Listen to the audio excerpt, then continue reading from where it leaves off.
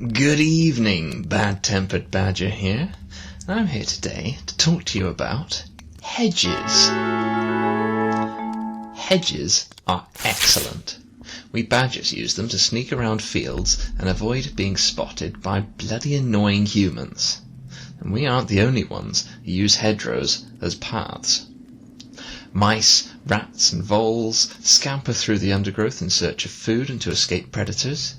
Hedgehogs amble around looking for cosy places to sleep. Up ahead, birds nest in the trees and flit around in search of a meal for themselves and their chicks. Insects and other invertebrates crawl their way around the branches, nibbling on leaves and building their chrysalises at the tips of twigs.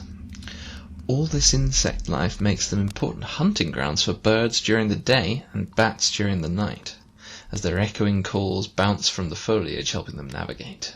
For many of these creatures, hedgerows are the last remaining habitats they have, just like some of the most ancient trees which have only survived mankind's spread across the land by having the good fortune to root themselves in what became a boundary. Hedgerows can be havens for biodiversity and, if carefully maintained, a great benefit to the ecosystem. Unfortunately, many humans seem to have forgotten how to be careful. And hedges are no longer carefully and lovingly laid, managed and allowed to grow. Many hedges are now flail cut several times a year to keep a tidy rectangle cross-section. Nature is meant to be messy, and hedges, as some of the last remaining semi-natural areas across much of the countryside, should be messy too. Humans have an addiction to neatness which is stifling wildlife into extinction. Let me show you what flail cutting looks like.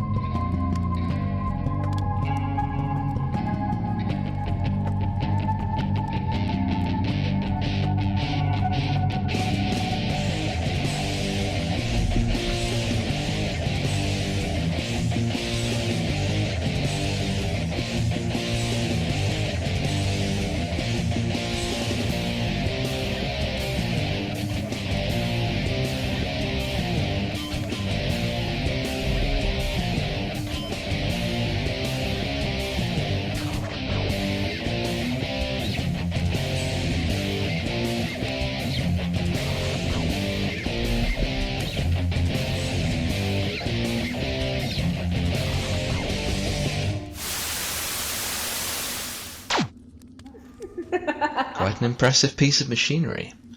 As you can probably see, and will have seen if you walk in the English countryside, flail cutting is anything but clean. Branches are left mangled, twisted and torn, leaving much more exposed surface area to lose moisture and catch fungal spores or disease than a clean cut. The cut branches provided essential cover for small mammals and birds to hide from predators, and many species of insect form their pupas and chrysalises and lay their eggs on the branches of hedgerows, all to be crushed and disposed of when the flail comes along.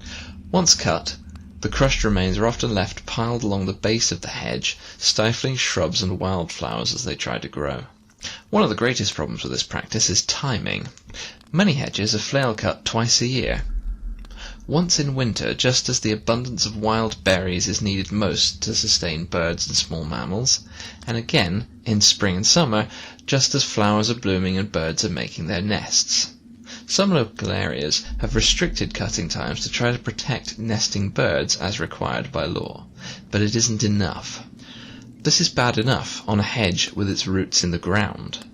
For hedge banks, where the hedge grows out of a soil bank, or up around a dry stone wall, it is far worse. There, a flail cut will often cut all the way to the soil or stone, eviscerating any and all life not buried underground.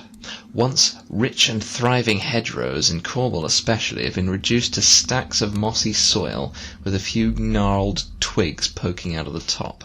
I don't have the space in this video to adequately describe the catastrophe flail cutting a hedge bank can bring to wildlife, so the top link in my references is a PDF by Sarah Carter, who since the first flail cutting in Cornwall in 1972 has recorded in 94 pages of excruciating detail all of the species lost to the flail.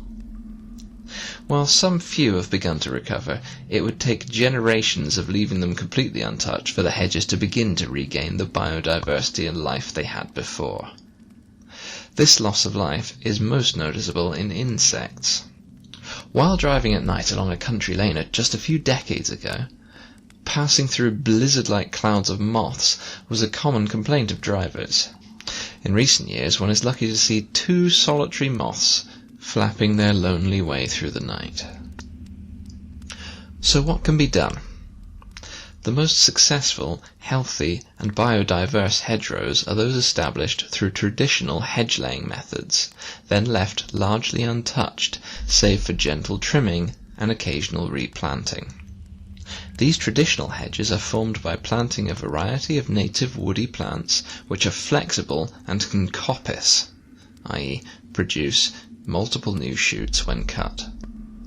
Good plants for hedges include alder, hazel, spindle, dogwood, holly, dogrose, privet, hawthorn, blackthorn, willow, beech, and yew. Stakes can be placed at regular intervals, and the young shoots and stems bent lengthways and woven around them, cut and pruned carefully to promote bushy growth. These hedges are then traditionally maintained with hand tools and careful trimming. While they produce the best results, these traditional methods are quite labour-intensive and expensive to carry out. Many farmers and landowners cannot afford to maintain hedges in this way, so more modern and mechanical methods are needed. While I have spent all this time telling you how flail cutting is the worst thing ever, it isn't in and of itself without use. The problem with it is that it is done too frequently, too deep, and in too wide an area in one go. While there are better cutting methods, such as reciprocal cutters and interlocking circular saws, which leave a cleaner cut, even a flail can be used effectively if done sparingly and kept sharp. It is important to allow the hedge to grow while guiding its shape. Each time a younger hedge is cut, it should be done at a greater distance from the base to allow for branching. Adding a few inches every time helps account for new shoots. Next, hedges need time to grow and recover from cutting. Cutting twice a year is far too much. Even annual cutting is too often, as it doesn't allow for the full yearly cycle to be completed.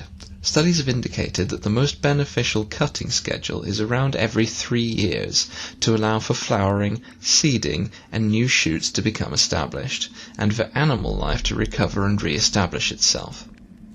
It is important to realize that there is no set-in-stone correct height for a hedge. Each plant will grow a little differently, and the environmental conditions and landscape it is in will change how high they can reach. This is a good thing, though. Different species of animal, especially birds, prefer different height trees for their homes and need the variation. The timing of cutting is also important. Not during bird nesting season, not when flowers have just come out, or when berries essential to animal life are produced. The only relatively safe time to cut hedges is in the midwinter after berries have been eaten, though this still disturbs some species and isn't ideal for hedges in fields, as winter weather can make the ground unsuitable for vehicles. Some cutting will have to take place at other times. Finally, hedge cutting needs to be staggered, not all done at once. When a hedge is cut, even if done carefully, there will be some loss of habitat and wildlife. If the process is staggered, animals and plant seeds from neighbouring hedges can spread to compensate and repopulate the cut area.